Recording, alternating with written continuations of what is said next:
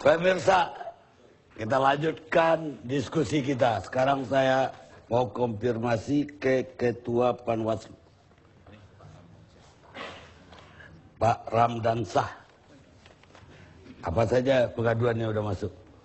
Ya, pengaduan yang sudah masuk pada masa pemungutan suara 11 Juli sampai hari ini ada 103 kasus yang melaporkan masyarakat bahwa tidak punya hak pilih, kehilangan hak pilih pada tanggal 11 Juli kemarin. Jadi suami istri misalkan ke TPS, ternyata suaminya boleh milih, istrinya nggak bisa milih. Dan ini yang lucunya lagi, suaminya ini tinggal di, katakanlah, pendatang baru, tinggal di Pondok Mertua Indah, sementara si istri yang sudah lama tinggal di sana bisa nggak punya hak pilih. Seperti itu. Dan kemudian ada di beberapa tempat itu. Bisa ya, lucu juga. Istrinya udah lama tinggal di situ, suaminya belakangan. Iya. Maksudnya baru kawin? Baru kawin gitu. Oh. Justru maksudnya suami ini pendatang, artinya dia lebih awal, tapi justru suami dapat gitu loh. Padahal seharusnya yang lebih dapat ini adalah istrinya. Ya. Itu yang pertama. Yang banyak kasus lagi yang lainnya adalah lebih kepada misalkan ada satu keluarga 5 orang yang boleh milih 3, 2 tidak. Kemudian atau satu rumah rusun, misalnya di Rusunawa di... Menurut Anda itu kesengajaan atau kelalaian? Nah ini persoalannya, jadi ada beberapa kasus yang kita pilah. Kalau memang ini di kasus di Rusun misalkan, ada beberapa kelalaian yang dilakukan oleh PPDP ketika menyerahkan.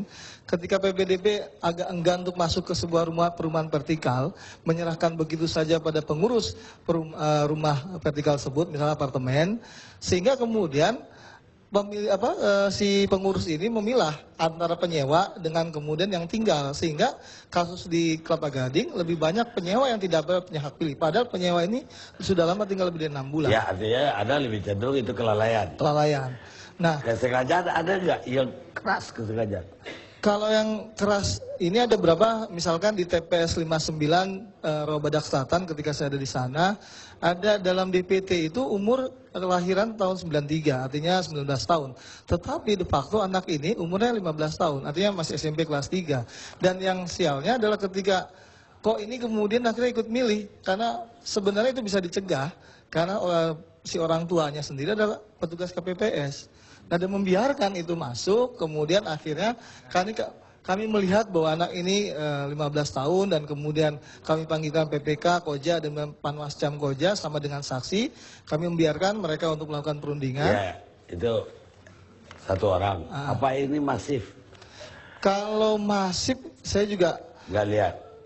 Kalau lihat masif kayaknya nggak lihat itu, artinya bahwa kalau money politik ada nggak? Kalau money politik yang tadi laporan, ada beberapa laporan termasuk yang agak mencuat di sini terkait dengan laporan yang dari Pak timnya Fokenara. Tapi itu hati-hati tanda kutip, karena tanggal 13 Juli dilaporkan kepada Panwas, ini kan masyarakat.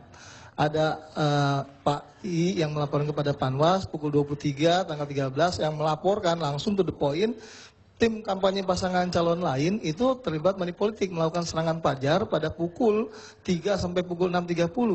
Tetapi kami kemudian minta tentu saja seperti biasa mana buktinya, kemudian saksi-saksi yang menerima uang langsung mana, tapi kemudian yang diberikan hanya berupa misalkan orang dua lagi duduk. Ada terlapor lagi duduk pada tanggal 12 ketika rekapitulasi sebagai tersangka. Jadi sudah melebihi, katakanlah saya juga tentu saja dengan ini. Kami kemudian pada hari Minggu, hari Sabtunya itu, satu hari setelah itu, ada konferensi pers yang dilakukan oleh kawan-kawan dari tim Fokenara yang menyatakan ini, katakanlah ini laporan dari tim kampanye, padahal semalam itu ada laporan dari masyarakat. Nah kemudian kami konfrontir pada kedua belah pihak, apakah benar ini laporan tim kampanye. Ternyata bukan, katanya ini mengadvokasi.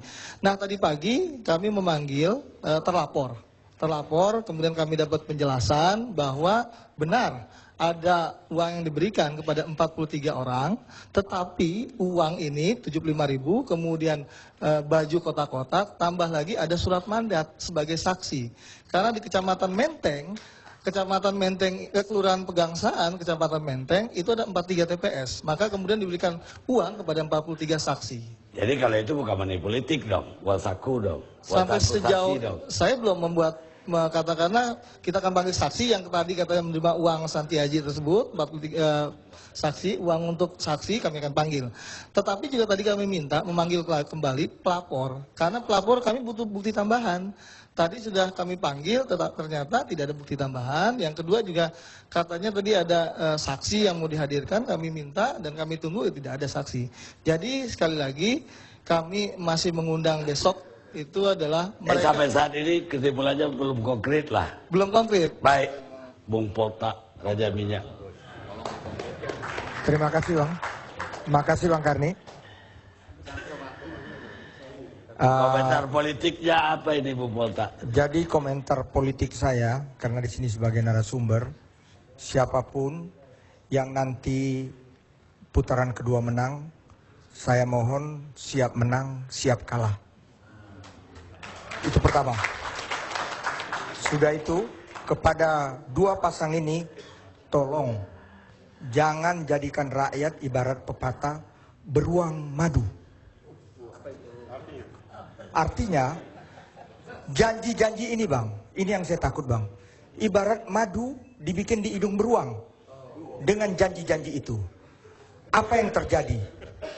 Saya kasih contoh, saya nggak usah bilang dari calon mana. Saya seorang Kristiani. Semua tahu saya seorang politisi. Tahu. Saya katakan pilih pasangan ini.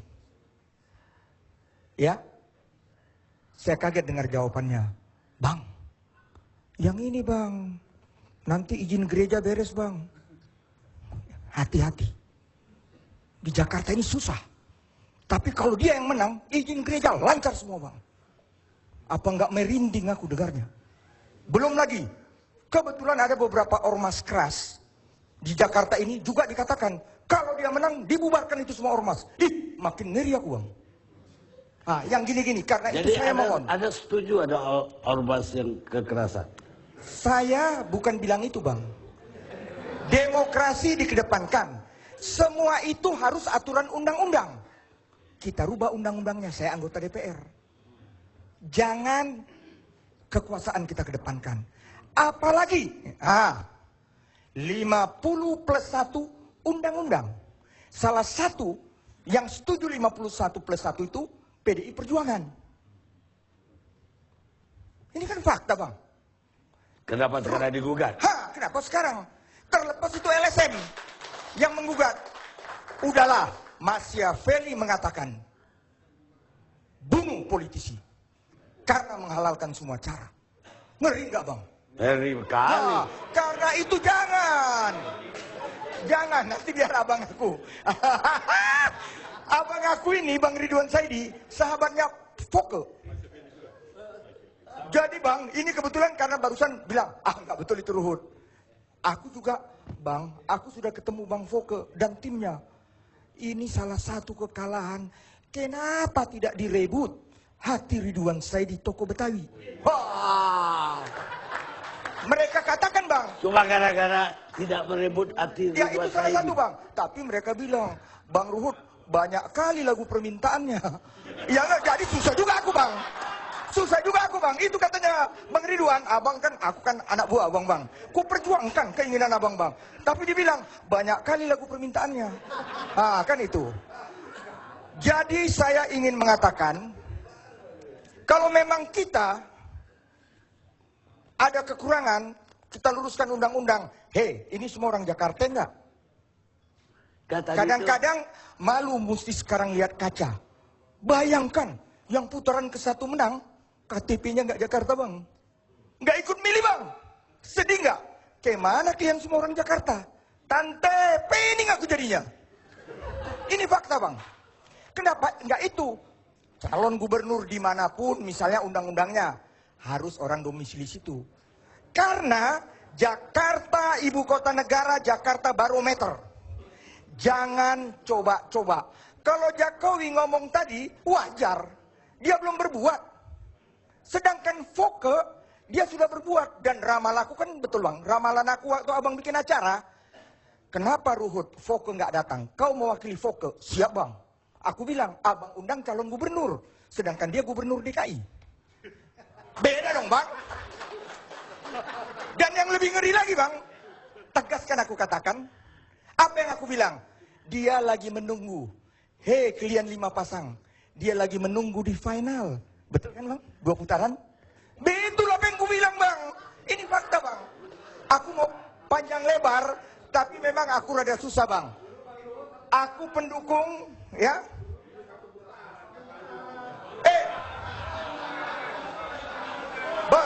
Bos, ya, enggak ini provokator. Sekarang ya, ini ya, saya mau bilang, bos, saya bilang biar mereka datang, Foke nunggu di final. Final itu berapa putaran? Ya 2. Kau cerdas dong, cerdas, ya. Apalagi rakyat sekarang semakin cerdas. Bang Karni, secara pribadi aku terima kasih dengan Bang Karni. Kenapa? Terima kasih dengan TV One. Supaya nggak kejadian beruang madu itu bang. Biar akhirnya rakyat melihat. Karena ingat, salah memilih Jakarta putaran kedua, apa yang terjadi bang? Saya ingin jaminannya bang. Saya ingin jaminannya jangan ada kekecewaan. Kalau saya, kita hitung-hitunglah. Menang Jokowi, menang Ahok. Ya, menang Jokowi, menang Ahok. Jokowi, ya. Aku kan orang BTL, batak tembak langsung. Ya. Yang aku ingin katakan ini Jakarta. Karena sudah coba-coba, jangan jatuhkan dia di tengah jalan. Harus 5 tahun. Karena sedih bang, kita mundur nanti bang. Jangan kita biasakan itu. Siapa yang mau dijatuhkan sebelum Ya, yang beruang madu kan bisa marah bang. Bisa marah, misalnya izin gereja akan mantap punya semua. Taunya enggak, tolong yang dikasih angin surga, jangan marah. Memang ada kampanye begitu? Pak, itu yang tadi kan sudah ditanya. Saya bisa bawa orang-orangnya bang. Dan orang-orang ini relawan. Relawan. Bayangkan. Bayangkan. Ini fakta. Ini fakta. Ini fakta. Enggak. Yang begini-begini bang. Ini yang begini-begini. Enggak. Ini diskusi. Ini diskusi. Biar Hati dia boleh ngomong. panas, kepala tetap dingin. Enggak, nanti boleh Jadi dibantah. kalau bukan Jakarta Lawyers Club, belum lawyers, tolong. Enggak, nanti boleh kalau dibantah. masuk kandang ILC, belajar jadi lawyer. Jangan marah ya. Saya lagi ngomong. Ya. Jadi hal-hal seperti ini bang. Aku hanya meminta. Kesimpulan aku, siapa yang menang, siapa yang kalah, siap kalah. Siapapun nanti kita udah sepakat, tolong jangan jatuhkan dia di tengah jalan. 5 tahun dia harus kerja. Kita udah beri kepercayaan mau karena beruang madu, ini sangat berbahaya bang. Pertanyaan terakhir. Siap bang. Apa 5 tahun yang lalu kita nggak ketemu beruang madu ketika Pojibo? Ini pertanyaan abang yang baik. Tapi kan semua udah dijawab dengan Foke. Udah dijawab dengan Foke bang. Tadi abang singgung mengenai jalur busway. Kita hormati. Namanya gubernur sebelum beliau. Yang beliau wakilnya. Nyatanya bang, kepanjangannya berapa kali lipat bang. Dia udah jelaskan. Begitu juga mengenai. Tadi apa dikatakan itu? Aku rada kampungan ini bang. Jalan flyway. Nyatanya kan bukan dia juga. Yang ada saya sedih lihat yang namanya Foke. Sudah terjadi karakter assassination kepada dia. Terima kasih abangku tercinta. Baik, ada yang mau jawab dari kubunya Jokowi? Kubu Jokowi. Untuk itu? Enggak dari itu. Saya kira Langsung aja. Saya kira apa yang dikemukakan oleh Bung Ruhut bahwa ada karakter assassination, saya kira itu bisa kita bantah. Ya. Bisa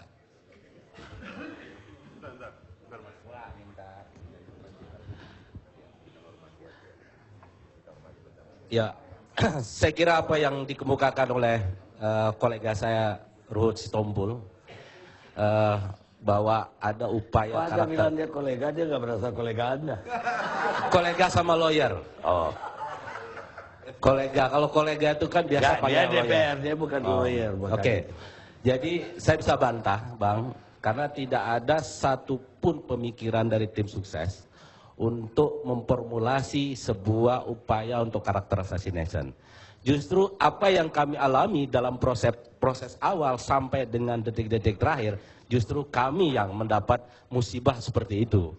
Tetapi sudahlah, ini kan proses sedang berjalan. Nah, untuk itu saya kira ke depan kita tidak lagi menggunakan terminologi atau jargon-jargon rumor. Tetapi kita harus concern pada pekerjaan kita masing-masing sebagai tim sukses. Mau nambahin. Yang perlu Anda jawab itu ada isu berbahaya. Ya, bahwa ada kampanye gereja akan lancar. Saya kira black campaign ya terhadap Pak Jokowi dan Jadi Pak Basuki. Ruhut melakukan black campaign dalam hal ini. Ya. Nggak, dia lebih lah. Jadi saya kira begini. Isu-isu SARA itu saya kira isu-isu 10-20 tahun yang lalu mungkin masih oke ya di dalam politik gitu ya. Tetapi untuk saat ini dengan masyarakat Jakarta yang cerdas dengan informasi yang cukup baik, saya kira ini hanya akan mempertinggi tempat jatuh gitu loh. Ya. Jadi lebih baik jangan menggunakan isu-isu SARA. Lebih bagus fokus bagaimana merebut hati dan pikiran warga Jakarta. Dan saya kira itu yang kemarin dilakukan oleh Jokowi Ahok, bagaimana merebut hati dan pikiran. Jadi jangan mengungkap isu-isu seperti itu yang saya kira akan memecah belah, dan itu saya kira merugikan. Jadi kasarnya Ruhut ini isunya out of date. Kita istirahat saja.